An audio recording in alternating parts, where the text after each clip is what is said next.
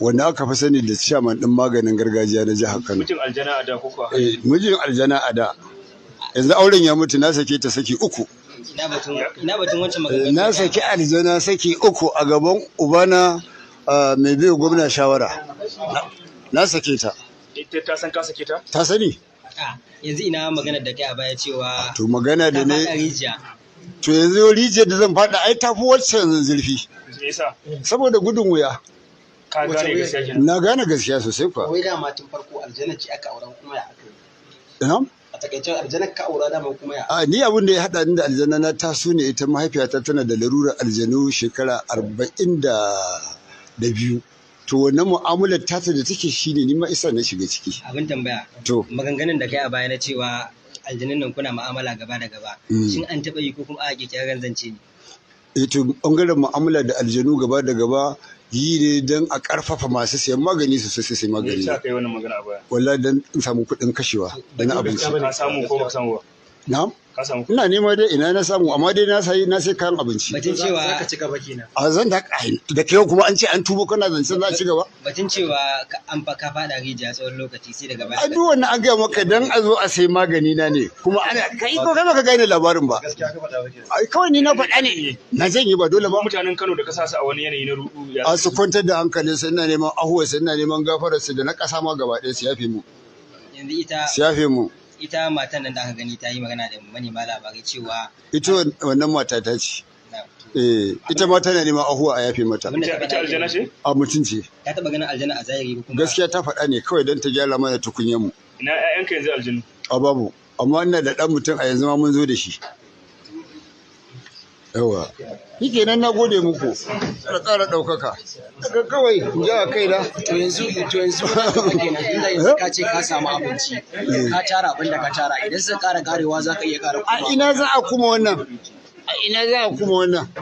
To aka gara kuɗi ka buga. Da Kai, kanka ka ce ga shi sarki wannan ya gane diyar da abin yake. kamar ya za ka bayyana masu sauraro. yadda wasu za su bayani. To ai shi kuɗi wani abu da ciki da gaba. Kafin mai zuwa an sa kuɗin a baya. Sannan aka sa garin magani bayan ake juya ya ɗeba kuɗi shi kuma ya ɗauka kuɗin aka. Yan dabaru ne kenan. Yan dabaru ne na gadi. Yanzu za ka iya yin magani? A nan gurin ma sosai kuwa a ɗauko abu. To bismillah. A ɗauko abu. Ba ne ba da ba. Bari mu gama wannan. Bismillah. Bari ya gwada mana yadda yake gani. Yawwa ai shi har a wani abu a yi shi a gane. Tunda dai ni ma kaina fa na ga wani fa ya burge ni wallahi. Fararen takardu aka saka. Wallahi da aka juya higa kuɗin Najeriya. Ni kuma nawa baya yiwa da farare sai na zuba kuɗin da kaina. Wallahi shi ne kawai bakin ciki. Wallahi na koma makaranta wajen malam na ƙara karatu. Wallahi ne. To shi ke ne. Kamar dai yadda kuke A kula da gani ni. malam mai mata Ana aljanna kula da ni ko? zai gwada mana yadda Yawa. yawa jama'ar fa'ida a wancan lokaci ya Malufa ido kawai dabara ce ta ya gaddawa. fito da kuɗi sababbi A karamin kallahu. yanzu gashi zai gwada mana yadda yake irin wannan kuɗin hoto ko kuma in ce yan dabaru nasa. Ana kula da ni? To shi kenan kaga kuɗi nan. Kafin fa wannan za a burge ya zo. To shi wannan izo kuɗin yana ƙasa. Sai a ajiye shi haka. Sai a ɗebo garin magani sai a barbada. To ana barbadawa. Duk ana lura da ni? Abu ne mafi practical ba wani abin nan ɗinsa ba. Yadda za a yi ne a ɗan samu yara su ɗan samu abin nan.